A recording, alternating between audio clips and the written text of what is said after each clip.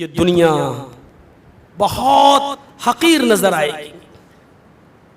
नबी अकरम सल्लल्लाहु अलैहि वसल्लम ने इस दुनिया की हकीकत यूं बयान की कि लौ कानत दुनिया तादिलु इंदल्लाहि जनाह बऊज़ा, अगर मच्छर के एक पर के बराबर भी अल्लाह की नजर में इस दुनिया की कोई हैसियत होती, इस दुनिया की कोई हैसियत होती, तो अल्लाह रब्बुल आलमीन लौ कानत दुनिया तादिलु इंदल्लाहि जनाह बऊज़त मा सका काफिरम मिनहु शुरबत माइन, अगर मच्छर के पर के बराबर भी अल्लाह की नजर में इसकी इज्जत होती तो अल्लाह इस दुनिया से किसी काफिर को एक घूंट पानी भी नहीं पीने देता, एक घूंट पानी भी नहीं पिलाता। यह है दुनिया की हैसियत।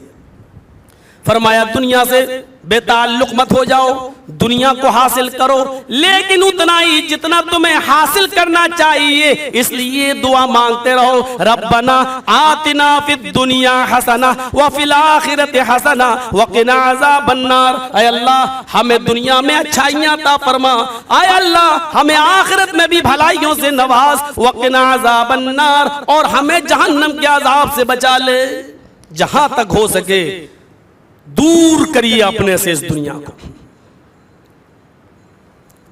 मैंने शायद आदोनी में ये वाक़या सुनाया था।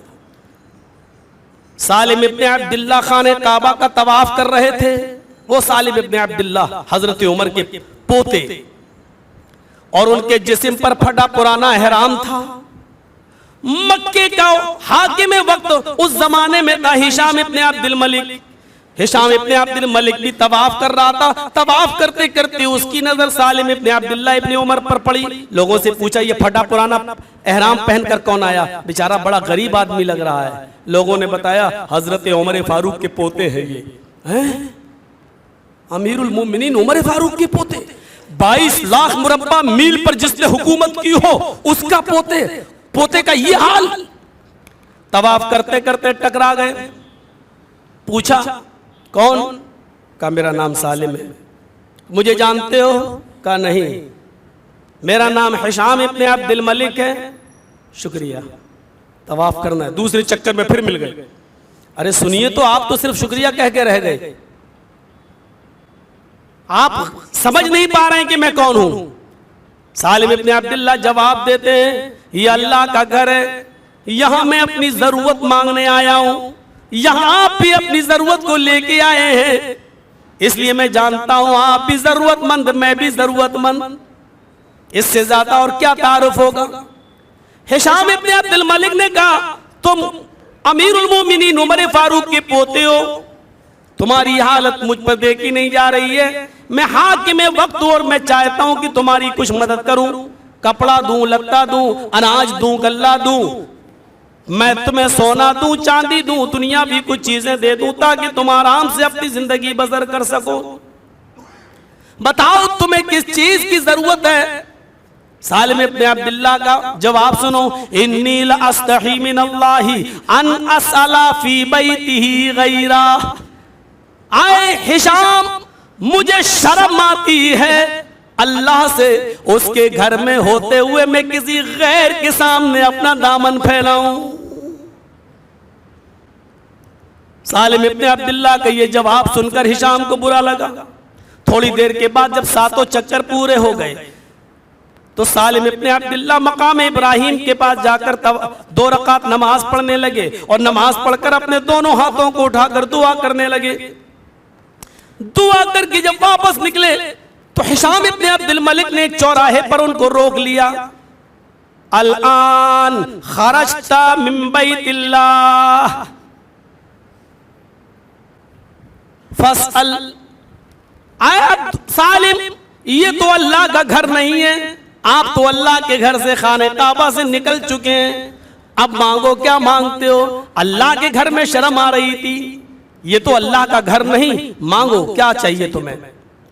का अमिन हवाइज दुनिया अमिन हवाइज आखिरा। हिशाम, बार बार तुम मुझसे कहते हो मांगो, तो बताओ दुनिया भी जरूरत मेरी पूरी करोगे या आखिरत की जरूरत? हिशाम ने कहा आखिरत की जरूरत तो कोई किसी की पूरी नहीं कर सकता। वो तो नबी अकरम ने भी अपनी बेटी से कह दिया था अमल कर, बगैर अमल के मैं तेरा बाप मोहम्मद भी तुझे अल्लाह के अजाब से नहीं बचा सकता। इन्नी ला उगनी अन्के मिनल्लाहि शैया, मैं कयामत के दिन तेरे कोई काम नहीं आऊंगा। हाँ मैं हाकिम हूँ, वो मुझसे दुनिया भी कुछ चीजें मांगना चाहो तो मांग लो, सोना चांदी कपड़ा लत्ता अनाज गल्ला जो चाहिए मैं तुम्हें देने के लिए तैयार हूँ, बताओ क्या जरूरत है तुम्हें। कहा हिशाम तुमने सही से देखा नहीं मुझे कि मैंने तवाफ करने के बाद फिर क्या किया। का मैंने देखा है तवाफ के बाद आपने 2 रकात नमाज पढ़ी, नमाज के बाद मैंने क्या किया, नमाज के बाद आपने दुआ मांगी। शायद तुम्हें मालूम नहीं कि मैंने नमाज के बाद क्या दुआ मांगी।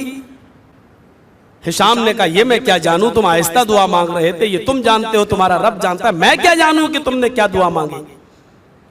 कहा सालिम ने हिशाम ये सच है कि मैंने अपने रब से क्या मांगा ये सिवाय मेरे और मेरे रब की कोई नहीं जानता। लेकिन इतना मैं तुम्हें बता दूं, तुम मुझसे बार बार कहते हो कि मुझसे दुनिया मांगो, सोना मांगो, चांदी मांगो, कपड़ा मांगो, अनाज मांगो, ये सारी चीजें मांगने के लिए कह रहे हो।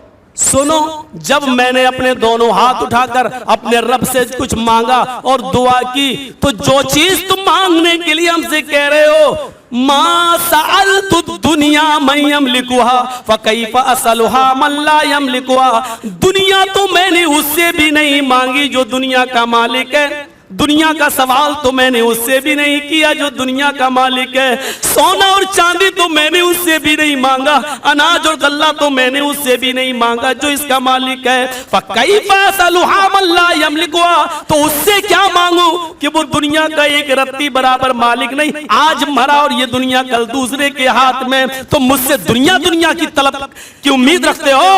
अरे दुनिया तो मैंने अपने रब से भी नहीं मांगी, क्या मांगा वो नहीं बताऊंगा, लेकिन इतना तो बता दो कि दुनिया तो मैंने उससे भी नहीं मांगी।